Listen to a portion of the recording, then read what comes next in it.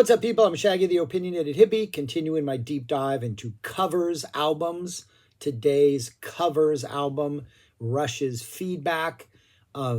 Technically an EP, but it is like 27 minutes long, and I've done studio albums that are that length and rank them in like a normal discography.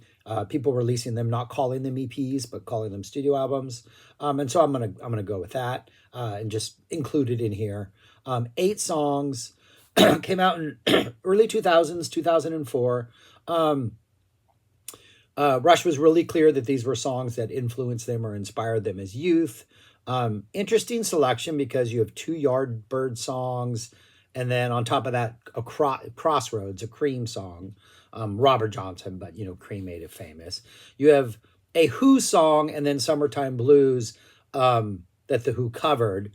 Kind of sounds like they're channeling the Blue Cheer version with that heaviness in the beginning and that opening riff. It's a little Blue Cheer, a little Who. Kind of Rush makes it their own. I think it's a pretty good version of Summertime Blues. 2 Buffalo Springfield songs, and then a love song, and yeah. So an interesting 8 tracks, all kind of almost could have been on the same album originally. Opens up with Summertime Blues. And I like this. I think it works. It starts off with some feedback that comes in that almost sounds like Hendrix's Foxy Lady. And that may have been intentional, I think. Hey, we're not going to do this song, but nod to Hendrix. This has that nice big opening riff, that Blue Cheer opening riff. Really scrappy guitar solo. Very big, late 60s, early 70s, that hard rock sound that Blue Cheer brought. This sounds like that. I think it's a really good decision. I think it's a great opener. I think it's a song that's traditionally covered and gets the vibe of a couple bands. Yeah, it's a good opener. Not really familiar with what Rush was playing live at this era, but if they were covering Summertime Blues live, that would have been fantastic. I don't know. I think it's a strong opener. Then they do Heart Full of Soul. Geddy's vocals just kind of don't work for this. And I think it's just too close to the original.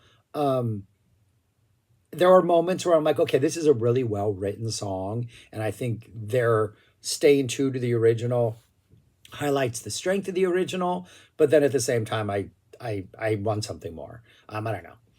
Hit or miss. I don't like covers albums to begin with, so you really got to work hard to win me over. I don't think Heart Full of Soul works hard enough to win me over. For What It's Worth is interesting. You're kind of messing with a perfect song with For What It's Worth. I mean, that vibe, that kind of eerie tempo, the guitars in the background, just everything about that song is kind of perfect to begin with. There's a lot going on production-wise with guitar effects in the background, kind of interesting guitar effects. It's staying pretty true to the original, but with lots of different flavors added in. And I can't give it a full point because I don't think it's a song that should be covered. I just don't think they should have messed with it. I think it's pretty interesting, but it makes me want to go back and hear the original. The original is just so perfectly crafted, and those little boom booms that go throughout are just so perfectly delicate and fragile. And I don't know. It captures to me a spirit of an era better than any cover can. And so nod for doing For What It's Worth, but I think maybe if they had done a completely acoustic version or something, maybe it'd be more interesting. But can't get behind that. But then they do a pretty straightforward version of The Seeker that I think is absolutely fantastic. Maybe because at its core, The Who is a trio also. If Daltrey was playing an instrument, that band's Rush. And so maybe that's why it works. But The Seeker, I don't know. I like The Seeker. I think it works really well. Maybe the Rush should have just done an entire album of Who covers, and that would have maybe been pretty fantastic. But then we get the best thing on here. Absolutely just inspired version of Buffalo Springfield / Neil Young's Mr. Soul. They kind of slow it down.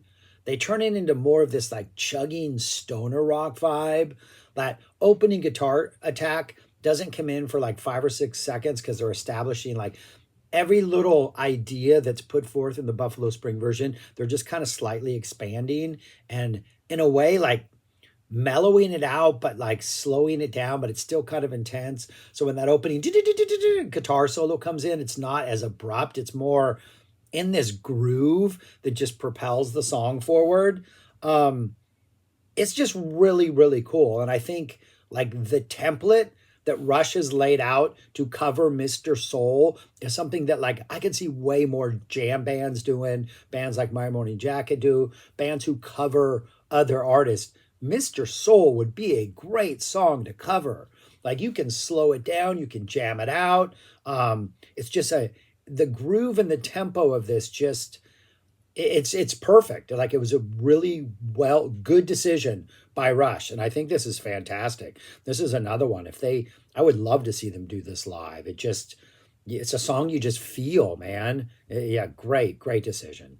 And then they follow that up with a cover of 7 and 7 Is, which was the song that opened up Deep Purple's covers album. A love song, fantastic. I do think the Deep Purple version is better. I think there's something a little more looser and freer about Deep Purple's cover, but this is still a fantastic choice. Then we get Shapes of Things, the other Yardbirds cover. Interesting because Deep Purple also did Shapes of Things, so two of the same songs on two different cover albums from bands who kind of started, way back in the late 60s, early 70s and still managed to make it through. They were both inspired by both Love and the Yardbirds. I think that's pretty cool. They don't do much for this, but again, it's another instance where they play it true enough where like the strengths of the song actually start to shine through. But it just makes me want to go listen to the original song, which shouldn't be the purpose of a covers album. And then they close out with a Crossroads that I'm just like, it's too true to the original. I don't want them to slow it down. Please don't slow down Crossroads. Clapton did that, and that's not what we need. So I don't know what Crossroads needed to make it something that I'd want to hear a band cover. But yeah, that doesn't do anything for me. But 4 songs. I think there's 4, maybe even a shorter EP. I think Summertime Blues just works because of the sound. The Seeker, maybe because it's The Who, maybe a Who's covers album. I mean, we know that's not going to happen now, but Mr. Soul, and then 7 and 7 Is. 4 really, really strong tracks. The other ones, the band sounds good. It's Rush. They're playing well. It's not this seems like a love letter from them, and I think you can hear their passion, but it's still a covers album. They're still playing other bands' material. So, but it does get a 4 out of 8. So out of the ones I've done so far, it is number 1 on top of the list. Styx was number 2. That Deep Purple was number 3. But yeah, this was the most enjoyable listen so far of of a covers album. Maybe because there was only 27 minutes of it, and it was shorter, but who knows? I do think that Mr. Soul, I thought that was pretty special. That might be one of the best covers I've heard so far in this Rush. Just slowing it down just a little bit. Just thickening it up. Just, yeah, really good. Really liked it. All right. But that's all I got. Thanks for watching. If you have any covers albums you think highly of, eventually I'm going to do the Spaghetti Incident. That's my favorite one. But anyways, we'll save that towards the end and see if it holds up to any new ones I discover. But that's all I got. Thanks for watching. Subscribe, like, share, comment. And yeah, all right. Peace. Talk to you later.